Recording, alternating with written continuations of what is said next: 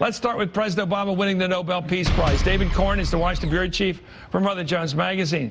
And Patrick J. Buchanan is an MSNBC political analyst. Here's what President Obama had to say in reacting to the news. Let's listen. I am both surprised and deeply humbled by the decision of the Nobel Committee. Let me be clear, I do not view it as a recognition of my own accomplishments, but rather as an affirmation of American leadership on behalf of aspirations held by people in all nations. To be honest, I do not feel that I deserve to be in the company of so many of the transformative figures who've been honored by this prize.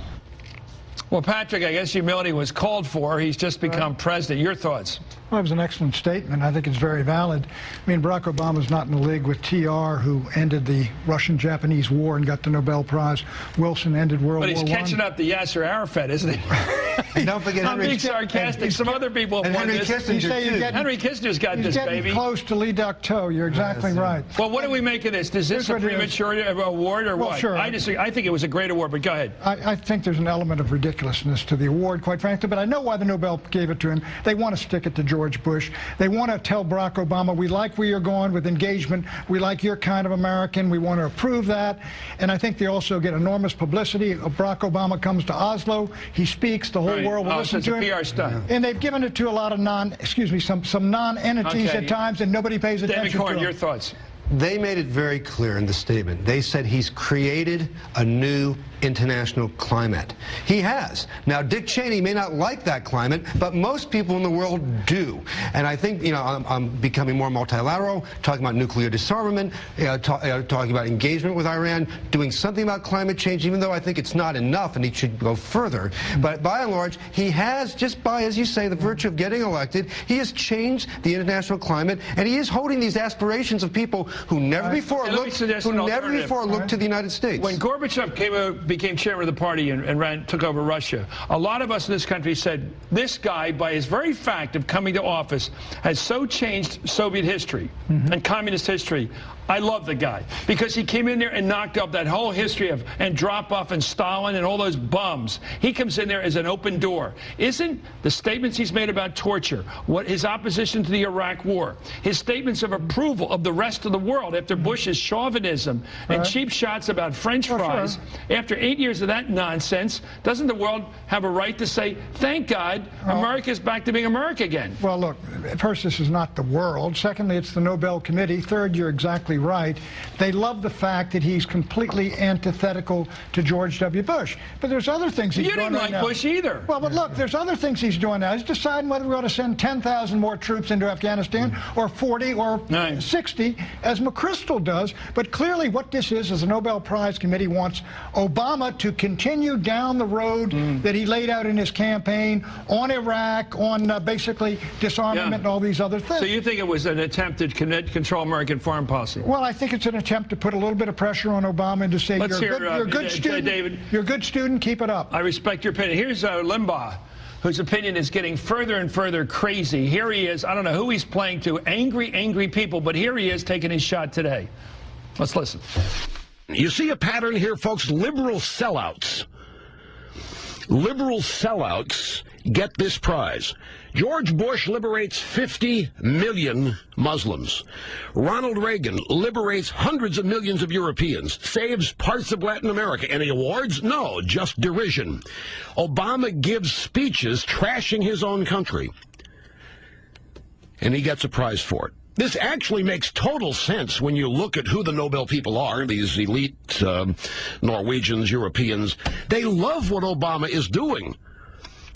And this fully exposes, folks, the illusion that is Obama. This is a greater embarrassment than losing the Olympics bid was.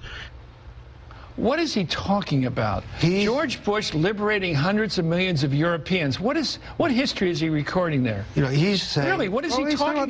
The Iraq War, deranged. He's talking to a slice of the public, 5, well, 10, who believes that George Bush Sr. or Jr.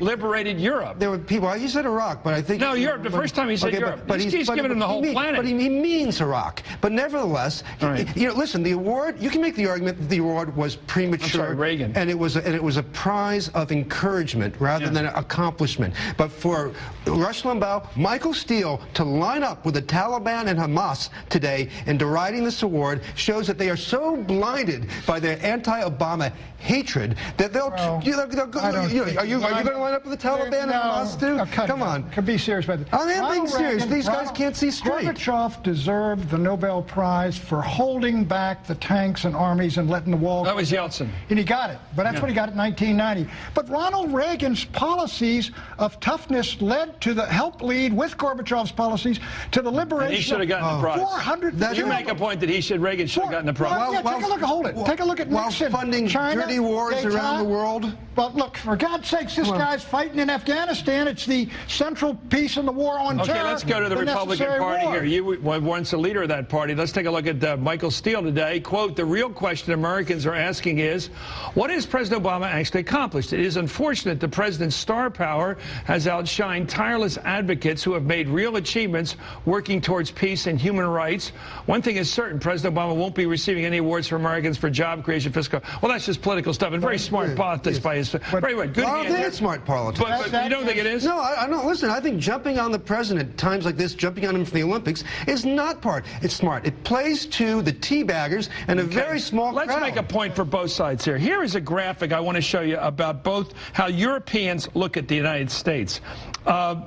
This is presidential approval under two different presidents. Let's take a look at this one. It's fascinating. I think people will remember this long after they hear our words, Pat and David.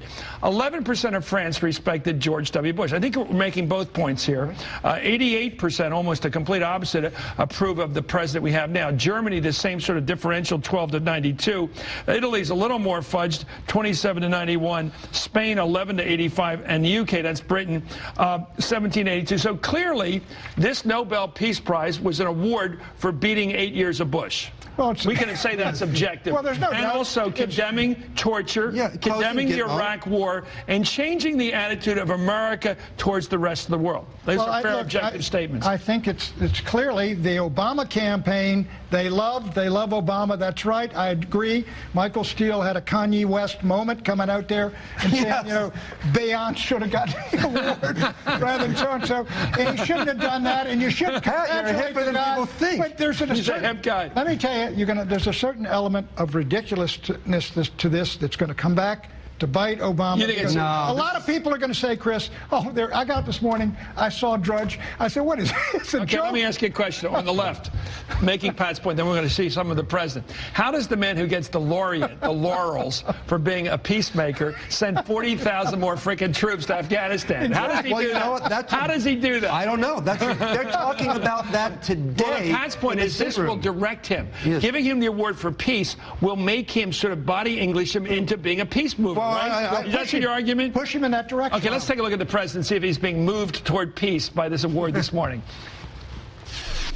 But I also know that this prize reflects the kind of world that those men and women and all Americans want to build. A world that gives life to the promise of our founding documents. And I know that throughout history, the Nobel Peace Prize has not just been used to honor specific achievement, it's also been used as a means to give momentum to a set of causes. And that is why I will accept this award as a call to action, a call for all nations to confront the common challenges of the 21st century. It is interesting how they make this award. Now, let's have a little fun now. We're going to step back now from the argument whether this president is worthy enough to be a recipient. Al Gore has it for his work on educating the world to the problem of climate change. That's clearly a point of view that he shares with the Europeans. Clearly, that's fair enough. Gorbachev, FW de Klerk got it. Mandela certainly deserves it. We can agree on that. But it does seem like Al Gore has it, Jimmy Carter has it. Bill Clinton must be wondering. Yeah, I wondered about that. Why don't I have it? He's done all this good work for the global initiative since he's left office.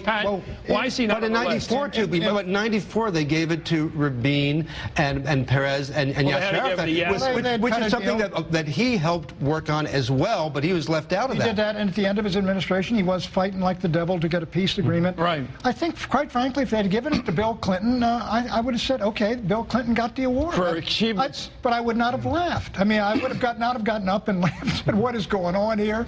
And I'm afraid that's the problem Obama's going to have, is there's an element of ridicule